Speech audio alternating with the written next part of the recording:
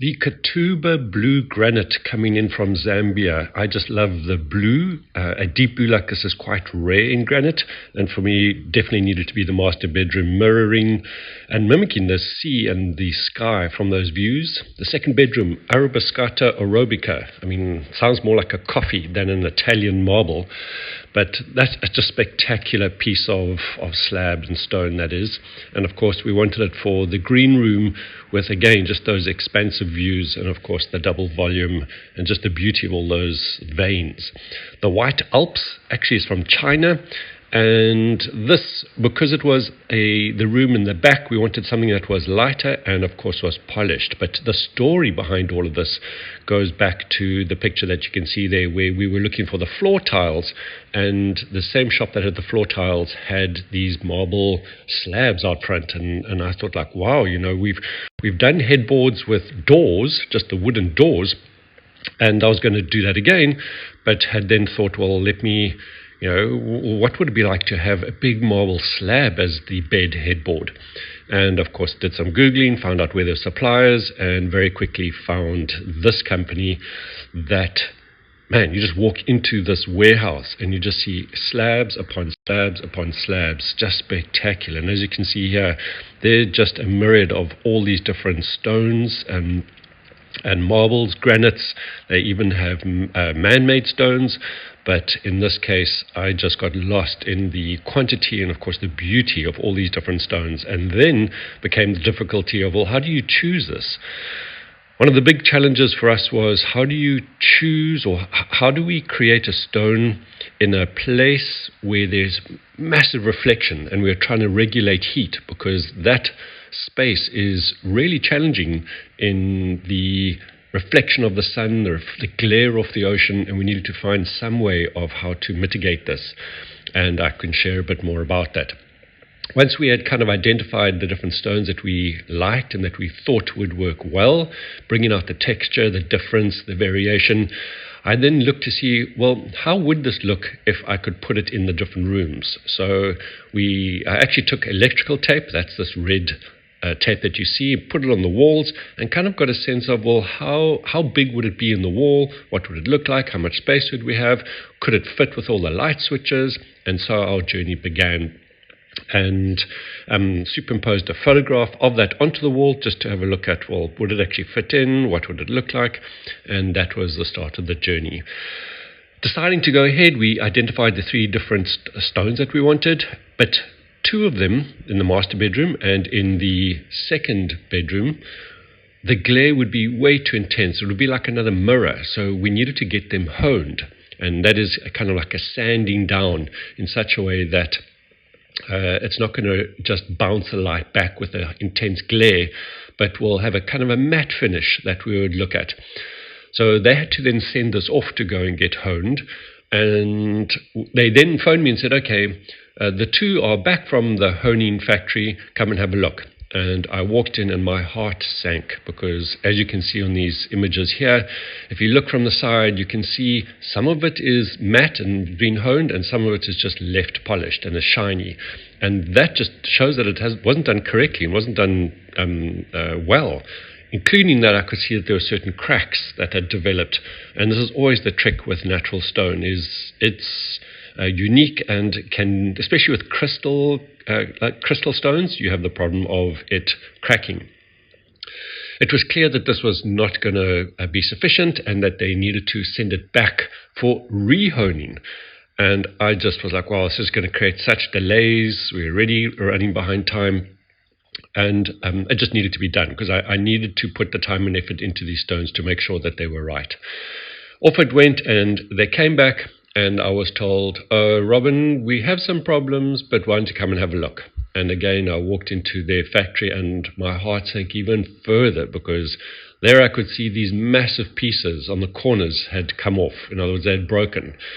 And I'm not a stone manufacturer as such, so I didn't know what the implications would be. They seemed to say, oh, don't worry, we'll still make this all right. You won't even know that it's cracked or broken. But my heart just sank. I thought, these are my masterpieces that I really want to be perfect, and here we've got this problem. And including all of them, even the one that wasn't honed, the polished White Alps, just fragile and had all these cracks, when they started cutting it. All these challenges, and I just thought like, oh, this is such a pity. How is this all going to come together? So weeks later, and we're talking weeks, it was like 2 months, I think, after I'd first chosen the slabs, that I got a call that said, okay, we kind of are getting ready.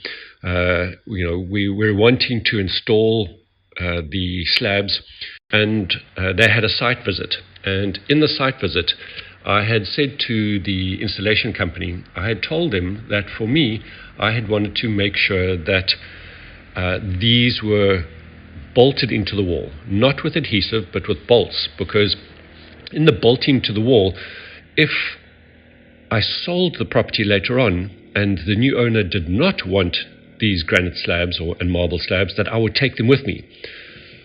That threw them in a bit of a quandary, because mounting something like this is something they had never done before, and certainly not as headboards. So they came up with an idea that they were going to laminate this onto 6mm steel plates. In other words, there'd be a whole steel sheet behind each piece of the marble that would be glued to that sheet, and then that would be bolted on, and that would therefore hold the stone from cracking or breaking or doing anything untowards. And then, of course, came, well, how are they going to mount it? In what way are they going to fix it to the wall with anchors? And we chatted and came back, back and forth a couple of times. Then phoned me and said, okay, we're nearly ready, but when the metal sheet came back, it had a warp in it, so they had to send it back to be re-rolled. In other words, we didn't want to put a marble stone onto a warped steel sheet that therefore would bend the stone and perhaps crack it even more. So again, we had more delays, until finally they said, okay, we think we are there, let's get going and bring the first one in. Now, the other challenge was some of these were over 3 meters in width, which meant that they would never fit in the lifts. And of course, a combined weight of probably between 300 kilograms, 400 kilograms per slab. It was clear that this would have to be cut in two, just because it needs to be carried, put into the lift, and brought up to the apartment and installed. So once that had been finalized and the installation was ready, they came to the property. As you can see now here, we have the slabs. You can actually see a good picture of the steel plate that is across the whole, laminated to the marble. And here it was, they needed to then lift it off, take it into the lifts, take it up to the 12th floor, and of course then bring it in. And you can see just how heavy this is. I mean, these are strong gents that are carrying this with special clamps. And this needed to therefore go into the rooms. We had already put a steel plate, like a channel, onto which the marble would sit, and then this would be bolted into the wall. And we did the master bedroom first, and as you can see, it's just a heavy, heavy piece of stone, and just magnificent though. That blue was just my favorite color. Was so important for me to get this right, and as you can see, there were a whole lot of us looking to see how to make sure it sat on that channel and then could be pushed against the wall and bolted into the wall. It came out more or less the exact dimension that we had wanted. The trick was also to line up the different edges and line up the height. So there were a whole lot of little things that needed to happen for us to get this in there. And one of the things that I'd wanted to make sure was that when you look at this, that you don't think that this is just a fake laminated board of wood that's supposed to mirror some natural stone. This is the proper deal. A heavy natural stone. I wanted you to see the edges so that you could see how thick it was, and that this isn't just a fake lamination. And there you can see they're drilling in the final holes with chemical anchors, and of course then the cover bolts which go on and hold it up. And that just produces the magnificent Katuba blue in the master bedroom. The next piece was the Arabescata Arabica, and like I mentioned, that sounds more like a coffee than an actual Italian marble. But again, I was actually cautious of this. I was cautious of the angle of the lines. I was nervous about just the intensity of all the colors, but it has quite quickly become one of my favorite pieces because of just the richness of the colors. And as you might guess, when you sand or hone down a polished marble piece, it loses a lot of a color. And I was just so disappointed because there's nothing like this exquisite polished marble, which just portrays the absolute beauty that this thing called Mother Earth can produce and make. And they assured me that no, they'll apply a kind of like a lacquer afterwards, a color enhancer, they say, that will bring the color back to life, but without the sheen. And again, I just trusted that, and in the half pieces went. Up they came into the second bedroom, and the same process was followed, where they would put it onto the channel and then lift it up, drill the holes and the anchor bolts into the wall, and then put the cover plates on, ensuring that this would stay fixed while people spent beautiful time here at the Gemstone Penthouse. The coloring, in other words, the actual putting of the lacquer was done right at the end, and here you can see they are applying it with a soft rag. And you can actually immediately see how that color starts coming out again once they put this kind of lacquer on without the reflection glare, which we were so concerned about. There's Gideon, who's putting on the cover plates, and I just love the attention to detail that we brought into this project. I mean, the whole apartment has exquisite attention to detail, and in this case, we didn't want these steel cover plates just to glare out at you. We wanted them to blend in. And Gideon came and said, well, let's paint it. Let's take each of those cover bolts that are tightening the slab on, and let's see if we can paint each little one so it matches into the slab that it is on top of. And it's just that kind of detail for me which was so important and just brings this whole unit to life in all the different areas of the property. I was super happy with this one. It came out well. You can't see the cracks. We even got to do the bedside tables in the same stone. It's just magnificent. I mean, look at that. All these colors and striata and just spectacular. And of course, all the way from Italy. I guess we all know that marble from Italy is some of the best in the world, and it's just spectacular. The third one, the White Alps.